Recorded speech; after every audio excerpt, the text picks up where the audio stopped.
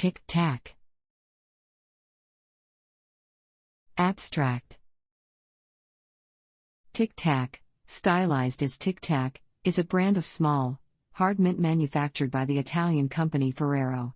They were first produced in 1969 and are now available in a variety of flavors in over 100 countries.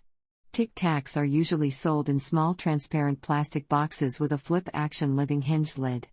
Originally, Tic Tacs were dyed specific colors for different flavors, although in many countries the transparent plastic boxes are now colored and the actual Tic Tacs are white. Tic Tac has featured advertising that emphasizes the low calorie count of the mints. Most flavors have approximately 1.9 calories per mint. This project compresses information gathered from Wikipedia in video format. Why should I watch it?